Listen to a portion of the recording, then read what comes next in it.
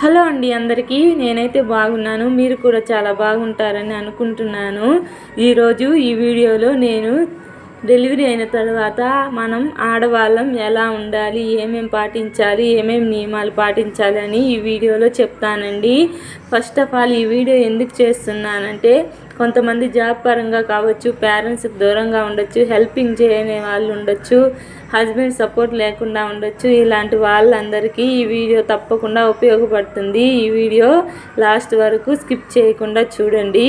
First of all ఈ video ఎందుకు చేస్తున్నానంటే, ఇలా హెల్ప్ లేకుండా వాళ్ళంతటా వాళ్ళే చేసుకుంటూ ఉంటారండి కొంతమంది డెలివరీ అయిన తర్వాత పనులు. అలాంటి వాళ్ళకి ఏం చేయాలో కొంతమంది చెప్తారండి, ఇలా ఉండాలి అలా ఉండాలని. బట్ ఎంత చెప్పినా మనకంటూ ఏమీ తెలియనప్పుడు కొంచెం కష్టంగానే ఉంటుందండి. అందువల్ల అలాంటి వాళ్ళకి ఈ వీడియో ఉపయోగపడుతుందని నేను ఆశిస్తున్నాను. ఫస్ట్ ఆఫ్ ఆల్ డెలివరీ అయిన తరువాత మనము చాలా జాగ్రత్తగా ఉండాలండి. మనకు ఎవరైనా హెల్ప్ లేకున్నా వీలైనంత వరకు పిల్లల్ని మన దగ్గరగా పడుకోబెట్టుకోవాలండి. అక్కడ పండేసి ఇక్కడ పండేసి అలా చేసామనుకోండి, వాళ్ళు ఏంటంటే చిన్న పిల్లలైనా కొంచెం అలా జరుపుకోవడం ఇలా జరుపుకోవడం ఉంటారులే అనే ఫీలింగ్లో మాత్రం ఉండద్దండి. వాళ్ళు కొంచెం కింద పడే అవకాశం ఉంది. ఎందుకంటే చంటి పిల్లలైనా కొంతమంది బాగా మూవ్ అయిపోతారండి. అలాంటి వాళ్ళు ఉన్నారులే అని చెప్పి అలా వెళ్ళడం ఇలా రావడం, కొంచెం అలా ఇంట్లో అయినా ఏదో మనం ఒక్కరే ఉంటాం కదండి, హెల్ప్గా ఉండే వాళ్ళైతే పర్లేదు. హెల్ప్ లేని వాళ్ళు ఏంటంటే ఉంటారులే అనేసి కొంచెం కేర్లెస్గా వెళ్ళిపోతారు. అలాంటప్పుడు ఏంటంటే చిన్న పిల్లలైనా కూడా కొంతమంది మూవింగ్ బాగుంటుంది. ఆ మూవింగ్ ఉండే వాళ్ళు ఏంటంటే కొంచెం కింద పడిపోతారండి. ఆ విషయంలో కొంచెం జాగ్రత్తగా ఉండండి ఫస్ట్ ఆఫ్ ఆల్. నెక్స్ట్ వచ్చేసి అంత జాగ్రత్త తీసుకోవాలండి. నెక్స్ట్ సెకండ్ వన్ వచ్చి, మనం ఎప్పుడైనా సరే డెలివరీ అయినప్పటి నుంచి మంచి నీళ్ళల్లో అనేది కాళ్ళు కానీ చేతులు కానీ తడపడం చేయకూడదండి. మాటికి కాళ్ళు కానీ చేతులని మంచి నీళ్ళల్లో పెట్టకూడదండి. అంటే చన్నీళ్ళండి, మంచినీళ్ళు అంటే మళ్ళీ ఏదో అనుకుంటారు, చన్నీళ్ళండి. ఆ చన్నీళ్ళలో ఎప్పుడు కూడా మన చేతులు కానీ కాళ్ళు కానీ తడపరాదండి. అలా తడపడం వల్ల ఏంటంటే, ఇప్పుడైతే మనకు తెలియదండి, బట్ లేటర్ చాలా ప్రాబ్లమ్స్ని ఫేస్ చేయాల్సి ఉంటుంది. అలా చన్నీళ్ళలో చేతులు పెట్టడం వల్ల కొన్ని రోజుల తర్వాత మనకు చేతులు కాళ్ళు తిమ్మిర్లు రావడము, తలనొప్పి రావడము, జలుబు దగ్గు చేయడము, ఆ రెండిటి వల్ల మళ్ళీ పిల్లలకి మనం పాలు ఇవ్వడం ద్వారా వాళ్ళకి హెల్త్ అనేది జలుబు దగ్గు వచ్చి వాళ్ళు కొంచెం ఇబ్బంది పడడం, ఇలాంటి సమస్యలంతా ఎదుర్కోవాల్సి ఉంటుందండి.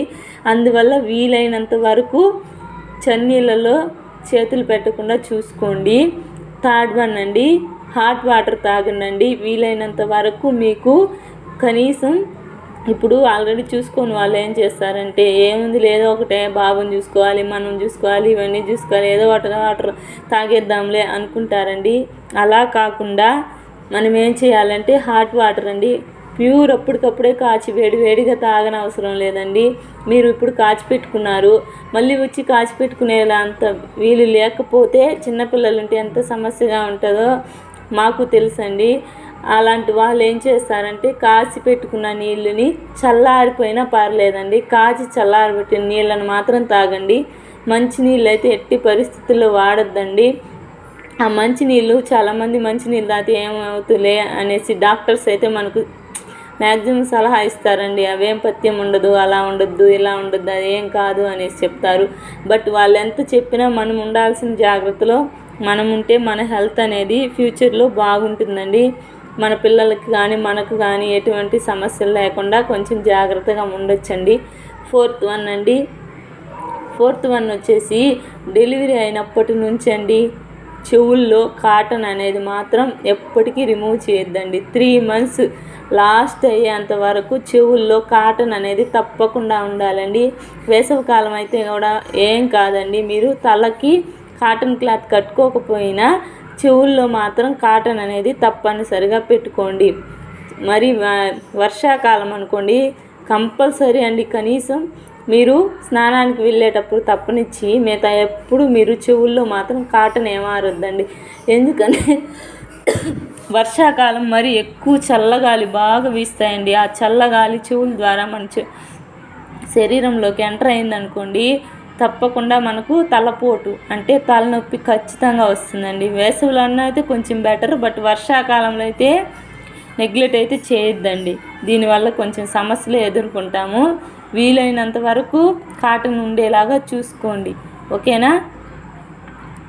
నెక్స్ట్ వచ్చండి, కొంతమంది పథ్యం అవి తినకూడదు ఇవి తినకూడదు అనేసి చాలా భయం పెడతారు. తినకూడదు, బట్ ఏంటంటే మనకు స్టిచ్చెస్ ఉంటాయి కాబట్టి మనకు స్టిచ్చెస్కి సంబంధించివి తినకూడదండి.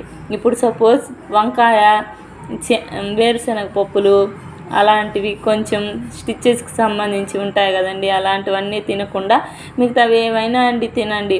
అది తినకూడదు ఇది తినకూడదు అనేసి మనం తినకుండా అది తినకూడదు ఇది తినకూడదు అని మనం తినకుండా ఉన్నామనుకోండి, మన బాడీ అనేది చాలా వీక్ అయిపోతుందండి. ఆల్రెడీ మనం డెలివరీ అయ్యి ఉంటాము, మళ్ళీ ఇవి పథ్యం అవి పథ్యం అని ఏమీ తినకుండా ఉన్నాయి. కొంతమంది భయపడిపోతారు, అయ్యో బిడ్డకి జలుబు చేస్తుంది, దగ్గు వస్తుంది, ఇలా అవుతుంది అలా అవుతుందని భయపడతారు. భయం ఉంటుందండి, బట్ భయం ఉన్నా మనము ఆ వస్తువులు కొంచెం నెగ్లెక్ట్ చేసుకొని చేసామనుకోండి మళ్ళీ మన హెల్త్ పాడైపోతుందండి. పాలు, రస్క్స్, బ్రెడ్, కూరగాయలు, వెజిటేబుల్స్ అనేటివి, కొన్ని రకాల ఆకుకూరలు, మునక్కాయలు ఇలాంటివన్నీ, అరటికాయలు అలాంటివన్నీ తినచ్చండి, ఏం కాదు.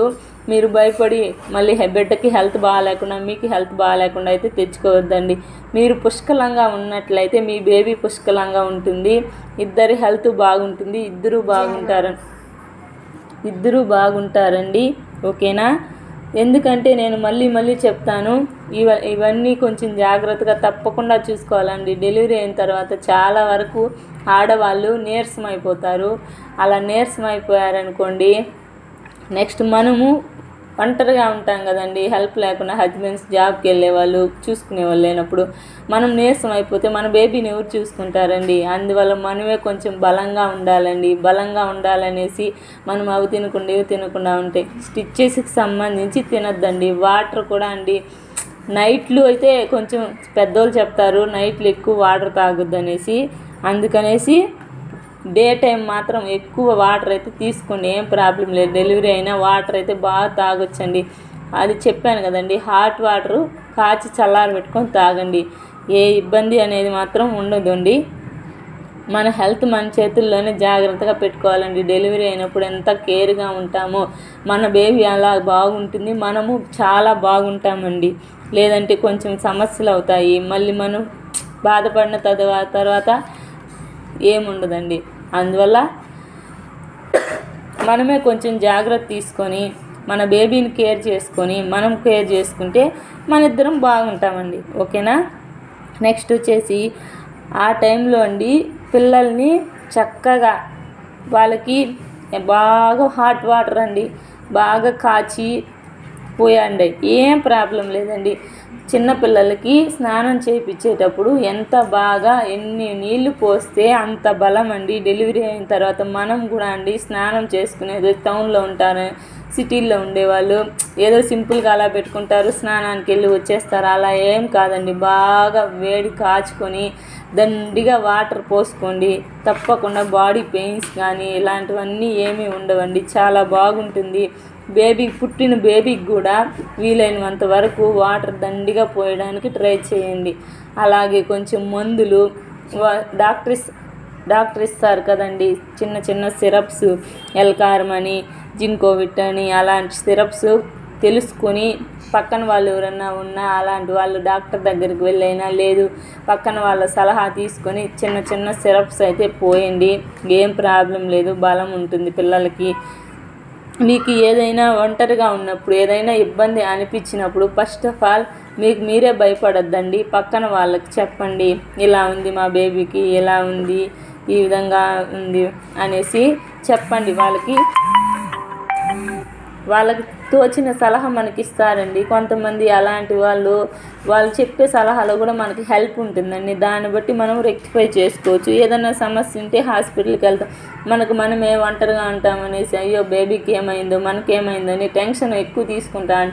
అలాంటివంతా డెలివరీ అయిన తర్వాత కొంచెం మైండ్ రిలీఫ్గా ఉంచుకోండి.